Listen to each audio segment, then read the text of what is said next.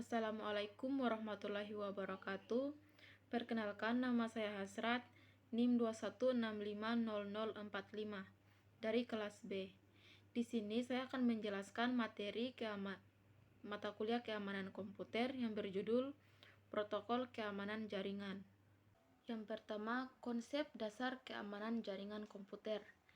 Keamanan jaringan komputer adalah proses untuk mencegah dan mengidentifikasi penggunaan yang tidak sah dari jaringan komputer. Tujuannya untuk mengantisipasi risiko jaringan komputer berupa bentuk ancaman fisik maupun logik. Elemen utama pembentuk keamanan jaringan. Yang pertama itu tembok pengaman, baik secara fisik maupun maya, yang ditaruh di antara piranti dan layanan jaringan yang digunakan serta orang-orang yang akan berbuat jahat. Kemudian yang kedua ada rencana pengamanan, yang akan diimplementasikan bersama dengan user lainnya untuk menjaga agar sistem tidak bisa ditembus dari luar. Kemudian selanjutnya bentuk ancaman keamanan jaringan komputer. Yang pertama secara fisik.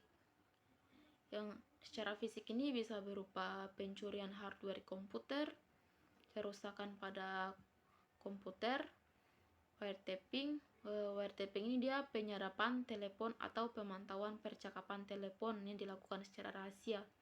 Kemudian yang keempat ada bencana alam. Dan secara logik, ini dia bisa berupa kerusakan pada sistem operasi atau aplikasi, kemudian virus, dan sniffing. Sniffing ini dia tindak kejahatan oleh hacker yang dilakukan menggunakan penyadapan jaringan internet. Tujuannya ini dia untuk mencuri data dan informasi penting. Kemudian selanjutnya beberapa bentuk ancaman jaringan komputer. Yang pertama ada sniffer, yaitu peralatan yang dapat memonitor proses yang sedang berlangsung. Yang kedua ada spoofing, yaitu penggunaan komputer untuk meniru. Kemudian ada remote attack, yaitu segala bentuk serangan terhadap suatu mesin di mana penyerangnya tidak memiliki kendali terhadap mesin karena dilakukan dari jarak jauh di luar sistem jaringan atau media transmisi. Yang keempat ada hole, yaitu kondisi dari software atau hardware yang bisa diakses oleh pemakai yang tidak memiliki otoritas atau meningkatnya tingkat pengaksesan tanpa melalui proses otorisasi. Kemudian yang kelima ada pre-hacking, yaitu perilaku menjadikan sistem pengamanan telepon melemah.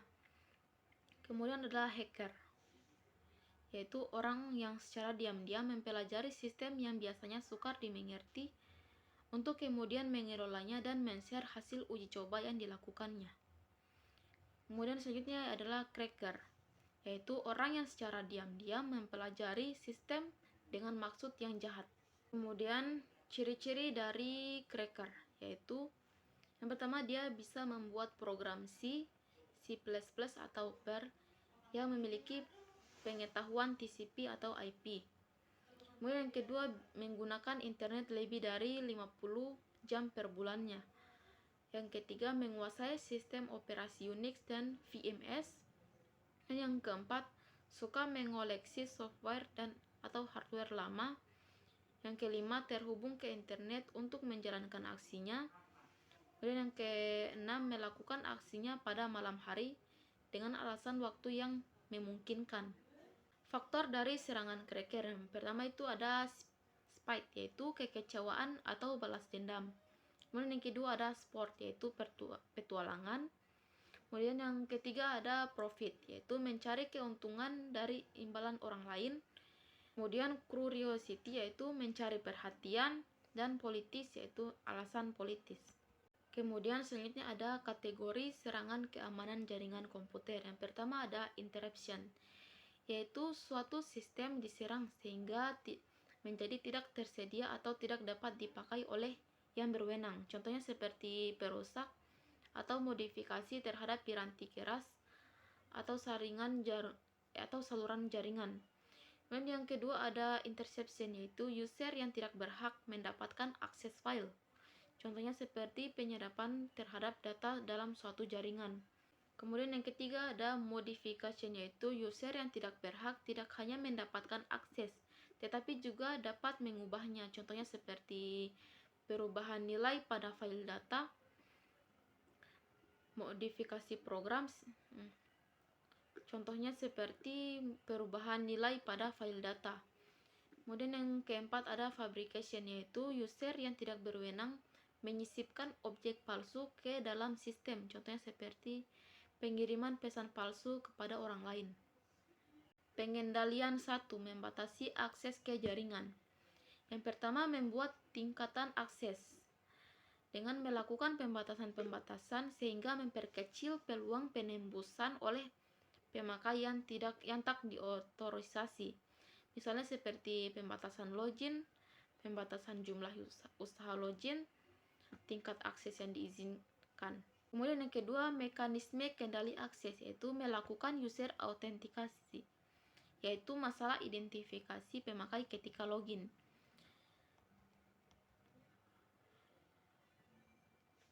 Metode autentikasi didasarkan pada 3 cara. Yang pertama itu sesuatu yang diketahui pemakai, misalnya seperti password, kombinasi kunci, nama kecil ibu mertua, dan sebagainya.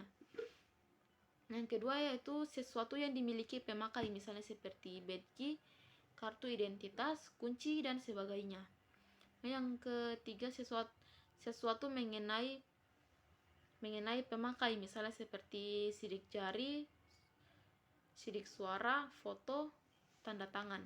Kemudian yang ketiga, waspada terhadap rekayasa sosial. Yang pertama itu dia mengaku sebagai eksekutif yang tidak berhasil mengakses dengan menghubungi administrator via telepon. Yang kedua, mengaku sebagai administrator yang perlu mendiagnosa masalah network dengan melindungi end user via email. Yang ketiga, mengaku sebagai petugas keamanan e-commerce dengan menghubungi customer yang telah bertransaksi untuk mengulang kembali transaksinya di form yang disediakan olehnya. Dan yang keempat, pencurian surat atau password, penyuapan, dan kekerasan. Kemudian yang keempat yaitu membedakan sumber daya internal dan eksternal, yaitu memanfaatkan teknologi firewall yang memisahkan network internal dengan network eksternal dengan rule tertentu. Kemudian yang kelima adalah sistem autentikasi user, yaitu sistem autentikasi user ini dia proses penentuan identitas dari seseorang yang sebenarnya dan diperlukan untuk menjaga keutuhan dan keamanan data. Selanjutnya yaitu upaya pengamanan proteksi password. Upaya untuk lebih mengamankan proteksi password antara lain yang pertama adalah salting, dengan menambahkan string pendek ke string password yang diberikan pemakai sehingga mencapai panjang password tertentu. Kemudian yang kedua ada on-time password, yaitu user harus mengganti password secara teratur. Kemudian yang ketiga, tantangan tanggapan, yaitu user diberi kesempatan memilih suatu algoritma, misalnya X pangkat 3. Nah, selanjutnya itu satu daftar panjang pertanyaan dan jawaban. Variasi terhadap password adalah mengharuskan pemakai memberi satu daftar pertanyaan panjang dan jawabannya. Pertanyaannya bisa berupa siapa nama mertua Anda, apa yang diajarkan guru Anda ketika waktu SD, dan film animasi apa yang Anda sukai. Pada saat login, komputer memilih salah satu dari pertanyaan-pertanyaan secara acak dan menanyakan ke user dan memeriksa jawaban yang diberikan. Kemudian selanjutnya pengendalian 2, yaitu melindungi aset organisasi. Ada 2 cara dalam melindungi aset organisasi dalam jaringan komputer. Yang pertama itu secara administratif atau fisik, dengan membuat rencana kemungkinan terhadap bencana, program penyaringan calon pegawai sistem informasi, program pelatihan user, dan kebijakan akses network. Kemudian secara teknis dengan menerapkan firewall dan membentuk VPN. Kemudian slide selanjutnya, konsep firewall keamanan jaringan komputer. Firewall adalah sistem atau sekelompok sistem yang menetapkan kebijakan terkendali akses antara dua jaringan. Secara prinsip, firewall dapat dianggap sebagai sepasang mekanisme, yaitu memblok lalu lintas dan mengizinkan lalu lintas jaringan. Firewall ini digunakan untuk melindungi jaringan dari serangan jaringan pihak luar, dan firewall tidak dapat melindungi dari serangan yang tidak melalui firewall, serangan dari seseorang yang berada di dalam jaringan, serta program-program aplikasi yang ditulis dengan buruk. Kemudian secara konseptual ada dua macam firewall. Yang pertama itu network level dan application level. Network level ini dia didasarkan pada keputusan mereka pada alamat sumber, alamat tujuan, dan port yang terdapat dalam setiap paket IP. Kalau application level dia biasanya adalah host yang berjalan sebagai proxy server yang tidak mengizinkan lalu lintas antar jaringan dan melakukan logging dan auditing lalu lintas yang melaluinya. Kemudian ada host, yaitu suatu sistem komputer yang terhubung pada suatu network. Kemudian bastion host, yaitu sistem komputer yang harus memiliki tingkat sekuritas yang tinggi. Kemudian ada packet filtering, yaitu akses dari suatu alat atau device untuk mengatur secara selektif alur data yang melintasi suatu network.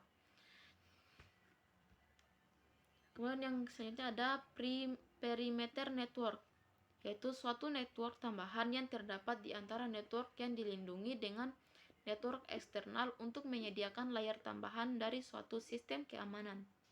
Kemudian keuntungan dari firewall keamanan jaringan komputer. Yang pertama adalah fokus dari segala keputusan sekuritas karena merupakan satu titik tempat keluar masuknya trafik internet pada suatu jaringan. Dan kedua, dapat menerapkan suatu kebijakan sekuritas. Dan yang ketiga, dapat mencatat segala aktivitas yang berkaitan dengan alur data secara efisien. Yang keempat, dapat digunakan untuk membatasi penggunaan sumber daya informasi. Kemudian klasifikasi desain firewall keamanan jaringan komputer. Yang pertama, packet filtering. Sistem packet filtering atau screening router adalah router yang melakukan routing paket antara internal dan eksternal network secara selektif sesuai dengan security policy yang digunakan pada network. Informasi yang digunakan untuk menyeleksi paket-paket tersebut adalah IP address asal, IP address tujuan, protokol, port TCP atau UDP asal, port TCP atau UDP tujuan. Contoh routing paket selektif yang dilakukan oleh screening router. Yang pertama itu semua koneksi dari luar sistem yang menuju internal network di blockade kecuali koneksi SMTP. Kemudian memperbolehkan servis email dan file transfer, tetapi memblok servis-servis berbahaya seperti Trivial File Transfer Protocol, X-Windows, Remote Procedure Call, dan Air Service.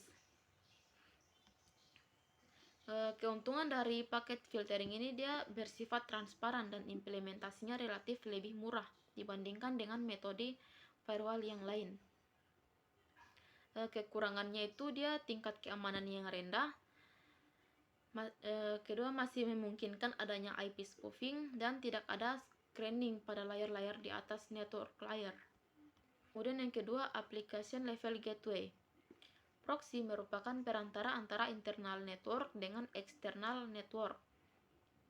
Proxy service merupakan aplikasi spesifik atau program server yang dijalankan pada mesin firewall. Program ini mengambil user request untuk internet service dan meneruskannya ke host yang dituju. Keuntungan dari sistem proxy ini dia tingkat keamanannya lebih baik daripada screening router. Deteksi paket yang dilakukan sampai ke layar aplikasi. Sedangkan kekurangan dari sistem proxy ini dia performanya lebih rendah daripada screening router karena terjadi penambahan header pada paket yang dikirim. Aplikasi yang disupportnya oleh proxy ini juga terbatas dan sistemnya kurang transparan. Kemudian yang ketiga ada circuit level gateway, yaitu sistem yang berdiri sendiri atau fungsi khusus yang berbentuk dari tipe application level gateway. Tipe ini tidak mengizinkan koneksi TCP end-to-end. Cara kerja circuit level gateway ini gateway akan mengatur kedua hubungan TCP dan satu antara dirinya dengan TCP pada pengguna lokal serta satu lagi antara dirinya dengan TCP pengguna luar. Saat dua buah hubungan terlaksana, gateway akan menyalurkan TCP segmen dari satu hubungan ke lainnya tanpa memeriksa isinya. Fungsi pengamannya terletak pada penentuan hubungan mana yang diizinkan. Kemudian arsitektur dasar firewall. Yang pertama, arsitektur dual home host.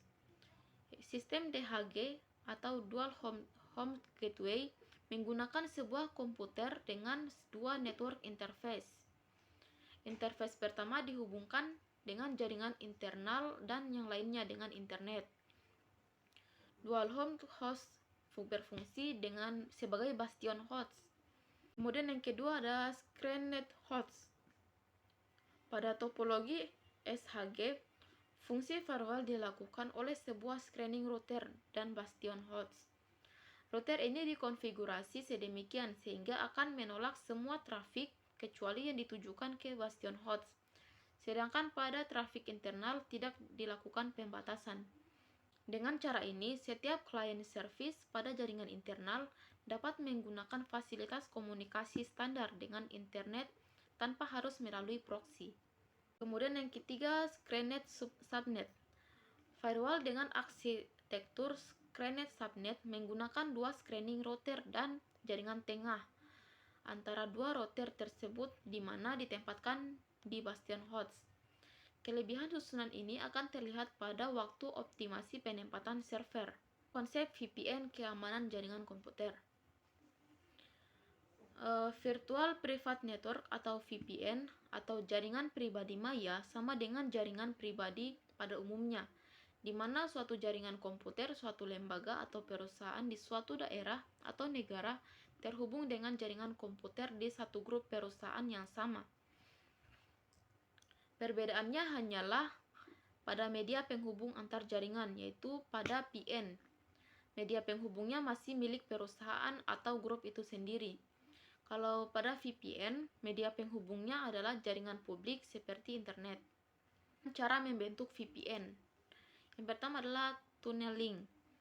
VPN ini dibuat dengan suatu tunnel di dalam jaringan publik untuk menghubungkan antara jaringan yang satu dan jaringan lain dari suatu grup atau perusahaan yang ingin membangun VPN. Seluruh komunikasi data antar jaringan pribadi akan melalui tunnel ini, sehingga orang atau user dari jaringan publik yang tidak memiliki izin atau masuk tidak akan mampu menyadap, mengacak, atau mencuri data yang melintasi tunnel ini. Ada beberapa metode tunneling yang umum dipakai, diantaranya itu IPX to IP tunneling dan PPP to IP tunneling. Kemudian yang kedua, firewall. Pertama, IP hiding atau mapping. Kemampuan ini mengakibatkan IP address dalam jaringan dipetakan atau ditranslasikan ke suatu IP address baru. Dengan demikian, IP address dalam jaringan tidak akan dikenali internet. Kemudian yang kedua ada privilege elimination. Kita dapat membatasi para user dalam jaringan sesuai dengan otorisasi atau hak yang diberikan kepadanya. Misalnya, user A hanya boleh mengakses homepage, sedangkan user B boleh mengakses homepage, email, dan news. Kemudian, outside elimination. Kita dapat membatasi para user dalam jaringan hanya untuk mengakses ke alamat-alamat tertentu di internet di luar jaringan kita. Kemudian yang keempat ada inside elimination. Kadang-kadang kita masih memperbolehkan orang luar untuk mengakses informasi yang tersedia dalam salah satu komputer, misalnya seperti web server. Kemudian yang kelima ada password and encrypted authentication. Beberapa user di luar jaringan memang diizinkan untuk masuk ke jaringan kita untuk mengakses data dan sebagainya. Dengan terlebih dahulu harus memasukkan password khusus yang sudah terenkripsi.